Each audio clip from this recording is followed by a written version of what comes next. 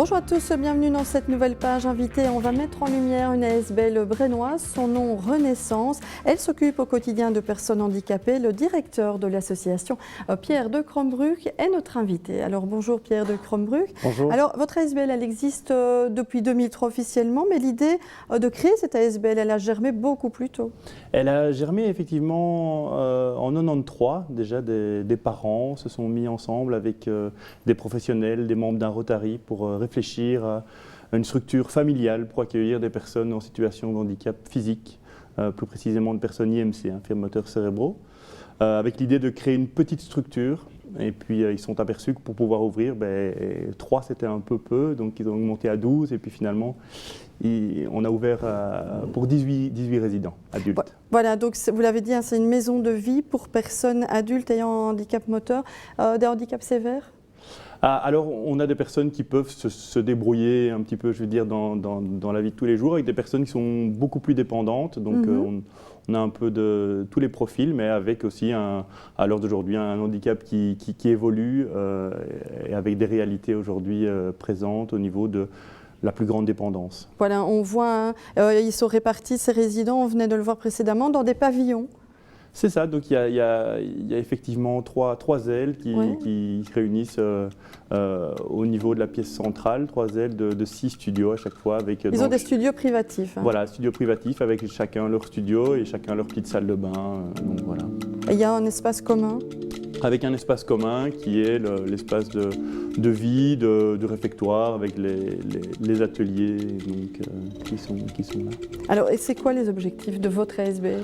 Alors, c'est de effectivement pouvoir accueillir les résidents. C'est important que ce soit leur maison de vie et la prise en charge, je vais dire, globale du résident qui est vraiment importante à Renaissance, en sachant que voilà, qu'on a 18 personnes qui sont toutes les 18 différentes et qui demandent un accompagnement individualisé, donc une prise en charge vraiment, donc, je le disais, globale, des différents aspects de la vie, en sachant que le côté médical prend de plus en plus d'importance aussi, parce que le handicap évolue et qu'il y a cette sphère-là qui prend de la place. Mais voilà, il y a vraiment 18 accompagnements individuels dans un groupe. Voilà, on imagine que justement il faut une équipe très spécialisée. Et tout à fait, et donc c'est effectivement, on a une équipe qui est vraiment une équipe qui se remet en question. Effectivement, nous avons des éducateurs qui sont là au quotidien, nous avons aussi des logopèdes pour tout ce qui est déglutition, pour tout ce qui est communication alternative. Certains n'ont pas accès à la parole et donc utilisent des moyens alternatifs comme des ordinateurs vocaux et voilà, comme Gérald qu'on voit avec son ordinateur vocal. Et alors il y a aussi des ergothérapeutes qui sont là pour tout ce qui est adaptation. Donc bien sûr il y a les chaises roulantes qui prennent un temps important de pouvoir adapter la chaise roulante qui va convenir à cette personne-là. Et le studio aussi, les aménagements du studio qui sont importants. Donc voilà, là c'est l'encadrement, mais on fait quand même pas mal d'activités avec eux aussi. Hein. Il y a ateliers créatifs, des sorties, j'ai vu qu'il y avait des ateliers théâtre, de l'hypothérapie.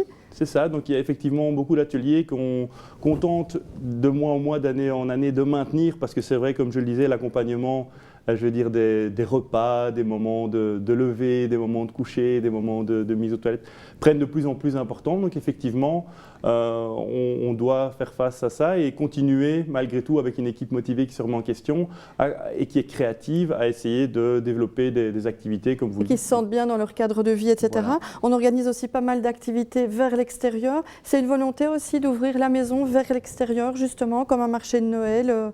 C'est ça, effectivement, c'est faire venir les gens à l'intérieur de Renaissance et aller vers l'extérieur. Et donc, on dit faire venir, c'est vrai qu'effectivement, c'est pouvoir organiser différents événements sur l'année.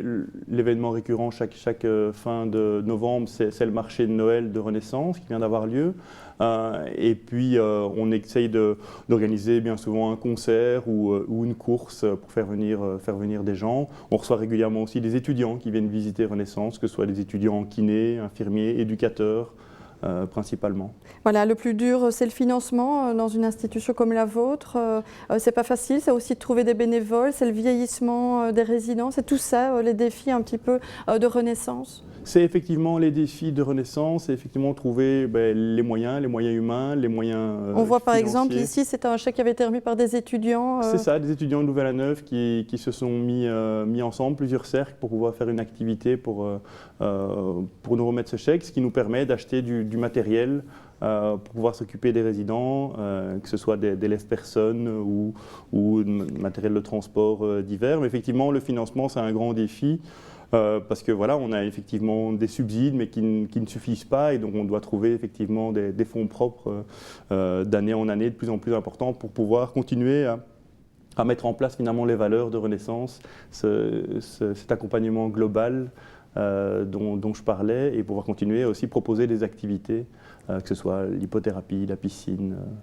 Voilà, dernière question et très rapidement. Par exemple, être mis en valeur, comme lundi lors de la conférence de presse par les autorités brennoises, la conférence de presse sur solidarité, qu'est-ce que ça vous fait? Parce que généralement, on met en valeur le village numéro 1, qui est situé pas loin de chez vous. Ça vous fait quelque chose d'être mis en valeur justement par les autorités brennoises? Oui, mais je crois que c'est une reconnaissance du travail qu'on effectue depuis 12 ans, les valeurs que Renaissance développe. Moi, je crois qu'on a vraiment une équipe qui est motivée. On a aussi un pouvoir organisateur, un conseil d'administration qui est aussi conscient des enjeux actuels et qui a vraiment l'envie d'aller de l'avant. Et donc une équipe qui, d'un côté, donc, se remet en question avec des supervisions, et de l'autre côté, un conseil d'administration dynamique qui ont vraiment l'envie d'aller de l'avant. Et donc ça met du baume au cœur pour avancer.